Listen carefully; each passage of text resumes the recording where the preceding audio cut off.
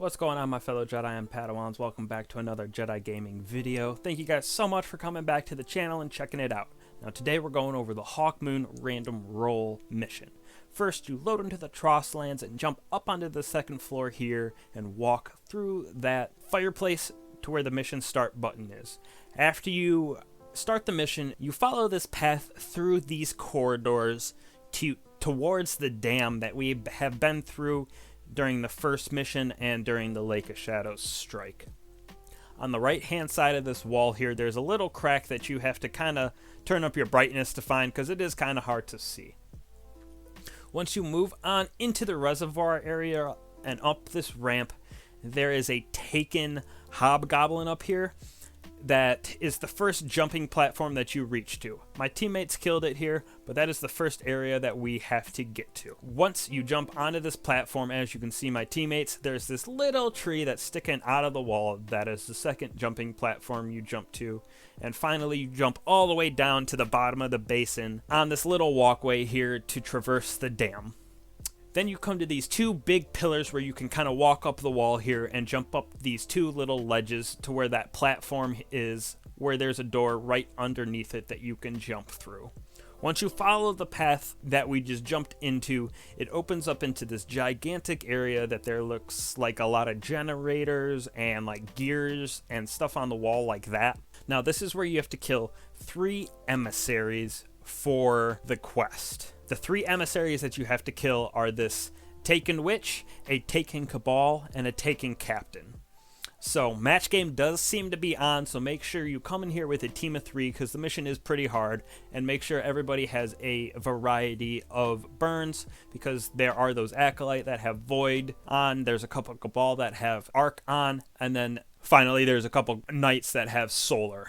So this first switch here is a void shield, so you have to make sure you take it down, and once you do enough damage, the emissary teleport out of this main area into one of the side rooms that'll be closed off by one of those small taken balls that you have to shoot to go into the room.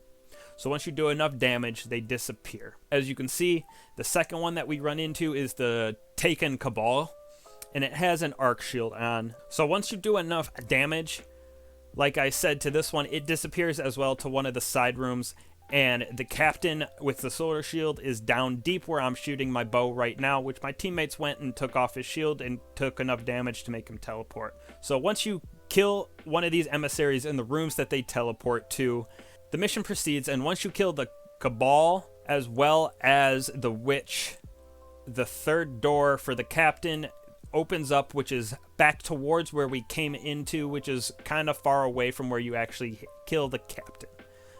And this path right here is towards the captain, and this path right here is a area we have seen before where Aldrin has been living for the past couple seasons. So once you kill that captain, you hop up here to where this little platform is. Don't go into the area where my teammate did. That's just where Aldrin has been living, the actual room.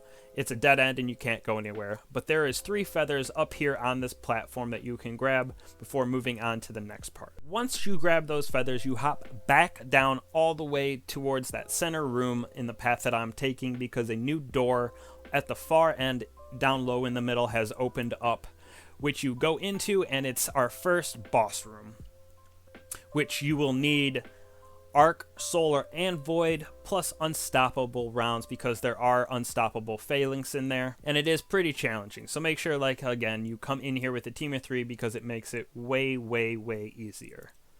But we've been in this room before, and once you kill the final enemy in this room, a chest will spawn in the middle, which ends up giving you 7 more feathers for the quest from the crow, which we can grab on the Tangled Shore. After you collect the feathers from this chest, you scale the wall to the far end of the room where my teammate is, and there is a door with a long hallway towards a portal.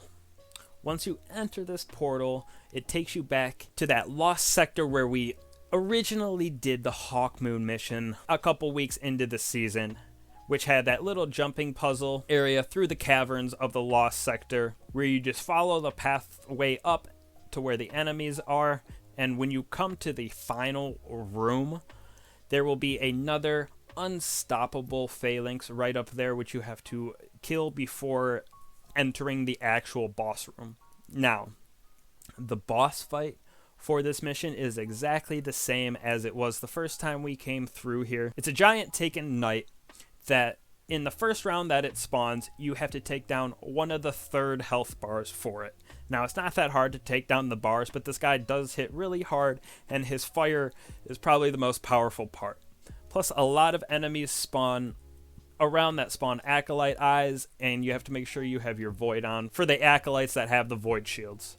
Now, once you damage him for the first round and take down 1 bar, he disappears where you have to kill ads. He comes back, you take down 2 bars, he disappears again, and finally he comes back, and once you wipe all the enemies out, his shield goes down, and you have to kill the boss. Finally, all 3 of his bars you have to take down. Once you destroy the knight, a chest spawns as it did before, right on the rock, and this is where, when you collect it, you get 7 feathers, the Hawkmoon Catalyst, and 2 random rolled Hawkmoons, which is really cool to get 2 instead of only 1 roll. So that is the entirety of the mission, and both of my hand cannons ended up having Arrow Break and Eye of the Storm, so they both weren't great, but better than having the transformative perk in there.